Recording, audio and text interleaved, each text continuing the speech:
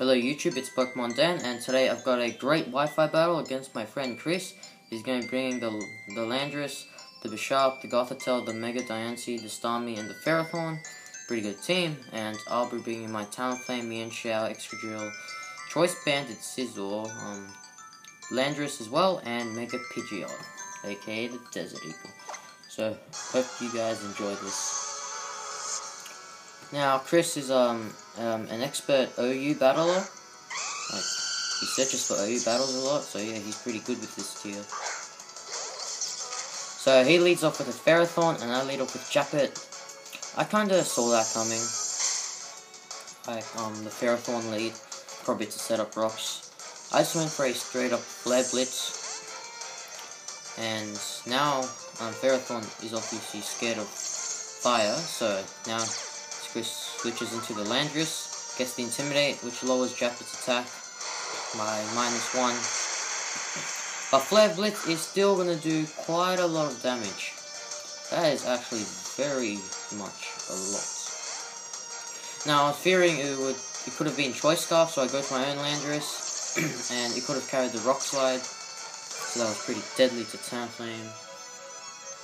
So I get my own Intimidate, and he predicts that nicely and goes for the U-turn to get out of there. So Landorus is going back home. And now this is his perfect opportunity to go to Ferrothorn. Now I wish Landorus had the superpower, but unfortunately I carry Stealth Rocks with this. But oh well. So now I go U-turn from Ferrothorn. Take some Mind Bulbs damage, and I'll go back into Japet, and I don't want to take any unnecessary rocks damage. So Ferrothorn's going to get a bit of its leftovers, and now Chris protects again, and I think I went for a Flare Blitz again. Yep, I did. I mean, Landorus can't take another Flare Blitz, so it was alright to go for Flare Blitz. So Chris had no choice but to switch out there, but he already got his rocks. But he could go to Starmie, which is a nice switch in. But Starmie ain't the bulkiest of Pokemons.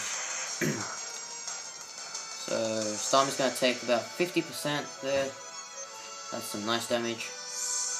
And now Chris actually withdraws his Starmie. He probably thought I was Jolly, so I could outspeed. But nah. I just switched out there. I mean, no need. And I went to Mienshao. Like, I had nothing else to switch into Starmie. But now I'm in a bad spot, so now I switch back out and I go to my Scizor. Which this Scizor can take care of Mega Diancie with a Bullet Punch and its Choice Banded, which will one-shot it no matter what. But Chris might have predicted that and went for the Landorus. So, that was a good hit there. Good move. Intimidate. So now, Landorus, goes for the U-turn. It's not very effective, but he probably thought I was going to switch out since I have bug moves and Bullet Punch and stuff. But I actually went for the U-turn. And this is the best part. So Gothitelle can carry, that ability that traps Pokemon in when Gothitelle is in. But since I went for the U-turn, now I can switch out safely. And now I go to my Excadrill, Rush. And yeah, I'm gonna go for the Rapid Spin and get rid of these unnecessary rocks. I was hoping for it to kill, but it didn't, but oh well. At least I got rid of the rocks. So Excadrill's job was pretty much done. And yeah. So now Chris goes to the Ferrothorn, and I think I EQ'd here. Oh wait, no, I went to Stealth Rocks. Sorry.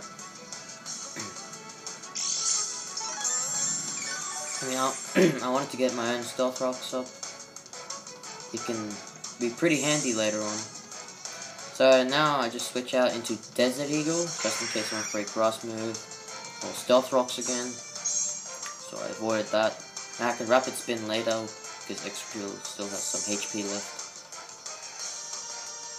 And now he goes into Classy Jinx. And this is Mega Pidgeot. As you guys see later in this battle, this will turn out to be probably the most MVP Pokemon in my party in the battles box. So I get the Mega, but Gothitelle already lost due to Stealth Rocks.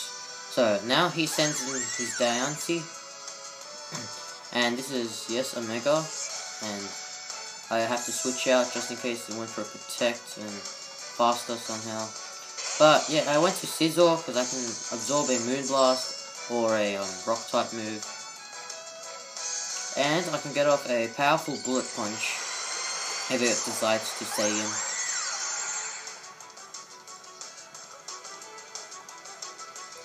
But Diancie actually went for a Earth Power, not a bad move. And Scizor's almost going to be taken out. But now Chris doesn't want to risk his Diancie with a Bullet Punch. So he goes back into the Landorus. It's going to intimidate Scizor. But hey, I've got Choice Banded Bullet Punch. And I think it takes it out. So that was a crit, but I don't think it mattered. Scizor quite alone is quite powerful. So maybe Chris knew I was Choice Banded, so he went to his Bishop, but I just went for a Bullet Punch, and he actually predicted me to switch and went for the Pursuit, which usually goes first when you switch. Good for the Latioses and Latiases.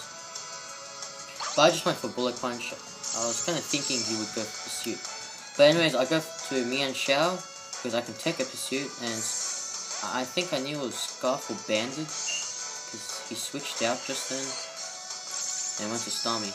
But I went for the high jump kick, I think, get some damage off. And I did, and that takes out Starmie, which is pretty nice.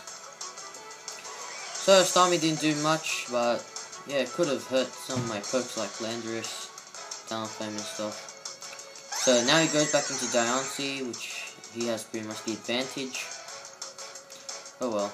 But now I switch out. I have the Regenerator ability on Mian Xiao, so I get that HP back.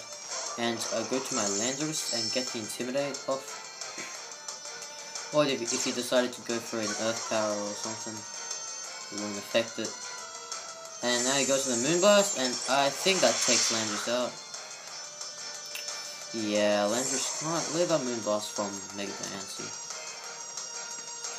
So I think my only chance of winning was Desert Eagle, really. So I got off a nice Hurricane, get some damage off, boom, and it got the Confuse Hacks. So I was pretty happy I got the Confuse Hacks there, and Diancie actually hits itself. So I think this is where the battle started going smoothly for me, like easier. So now it goes into Ferrothorn, and it's gonna take a tiny bit of Stealth Rock damage.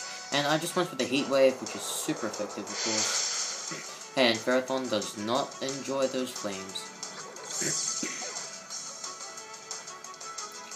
So now it's for Sharp, and he wanted to Sucker Punch to try and take it out.